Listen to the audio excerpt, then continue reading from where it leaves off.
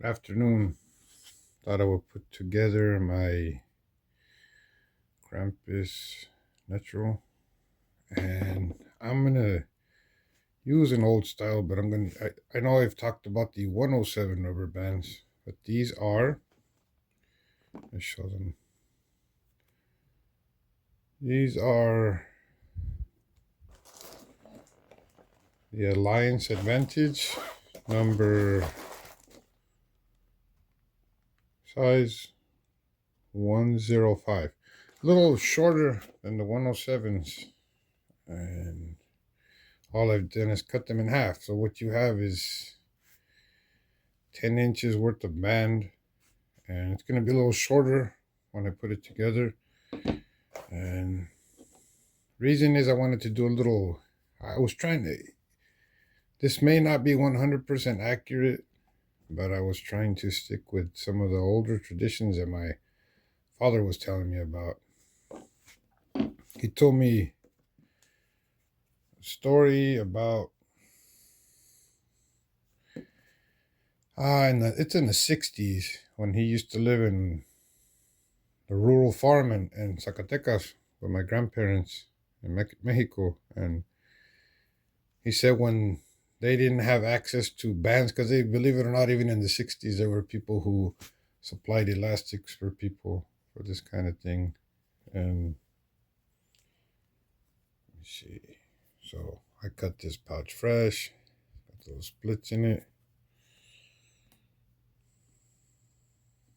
So yeah, okay, back to the story about these rubber bands. He used to tell me when they didn't have access to their elastic resource, that in that era, the 60s, 50s, 60s, my father was born in 1950, so he was probably 10 or 12 years old when this happened. And let's see, it's a little bit too long. Cut some of that off. They're going to be to tie them. He told me this story that there were these rubber bands that they would resource. He said the women of that era, it might not work, so I will just do it like this. The women of that era used to use, and I'm sure this is probably a known thing, they used to use rubber bands to hold up their nylon, or was it pantyhose? So yeah, they used to use them to hold up their pantyhose, probably popularly known today as the garter belt type elastic, but nowadays they don't have rubber bands like that. But my father said they were these round rubber bands. This is probably shorter, but I would imagine a smaller leg would have held it up. So I was trying to be close historically to what he's telling me in his story. Okay, here we go. We'll just do it, lay it flat. He says that they used to use those rubber bands. They would steal them from their tia, their auntie, or whoever had them, and they did just each one, like I did here, was like I cut them open. Each one would be a band for the slingshot. So they would make a slingshot out of rubber bands that they stole, borrow, whatever you want to say, from their aunties, and they would make the slingshots like that when they couldn't get their favorite elastic resource. So that is where I got the idea. Well, why not make a slingshot like that? With these aren't the 107s. The gauge is slightly thinner than the 107s. I thought this would be a close approximation. If anybody out there knows what I'm talking about with the old rubber bands that were used in the early 60s, late 50s, around that era for holding up pantyhose, and you're not going to find them anymore because that was a long time ago. But I always thought that was an interesting story, and I asked him, I said, well, what would you do with them? Because in that day, slingshots were just basically that. They were used to go hunt, to get food. So what would you kill Pop with that? And he said, oh, he goes, I would take rabbits with them, rabbits, quail, doves, squirrel with a well placed headshot. I thought, why not? To honor that with this really cool natural that I made, let's do a slingshot in respect of that era. So that's why I'm using these 105s kind of as a analog, not exactly what they would have been, but my pop also mentioned that with ladies being in big different sizes, he said the full figured women would have bigger rubber bands, so those are even stronger. So yeah, the big rubber band tradition is as old. This I know I usually use chain rubber bands, but I thought why not? Let's honor old traditions. Oh, that might be too much right there.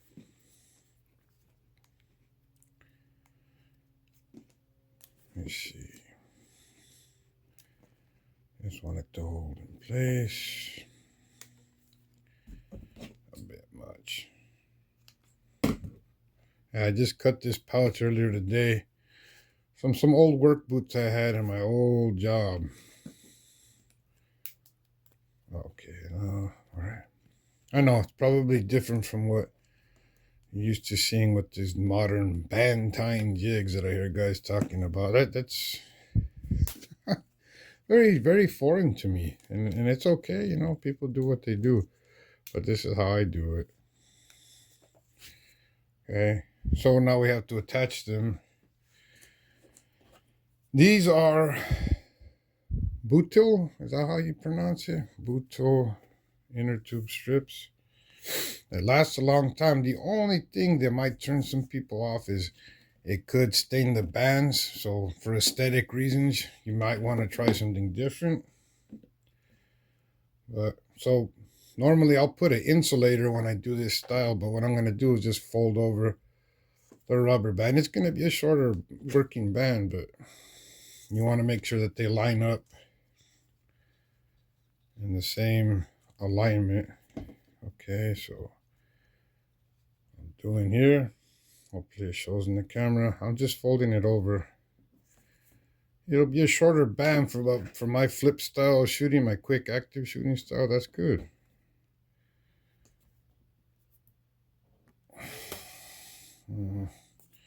Again, this could stain these bands when you keep them in your pocket. And if you don't want that to happen, you can use number 64 rubber bands. In fact, I might do that for this one. Give me a sec. Okay, we'll do it with number 64 rubber bands. It may take 2 per attachment, so it'll be a total of 4. Simply because this is it has a thick prongs, and so let's see.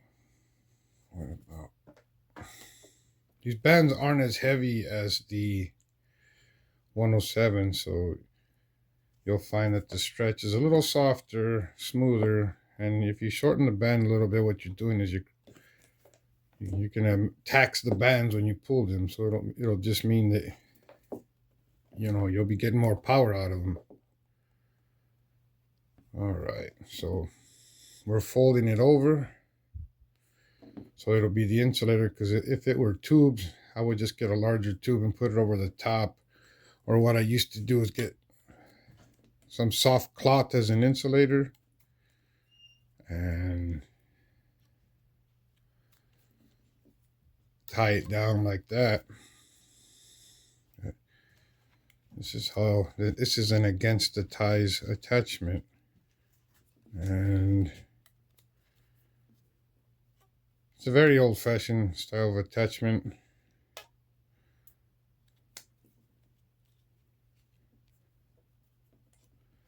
That may be enough. The one, I don't know yet. Okay, I didn't tuck it right. Return.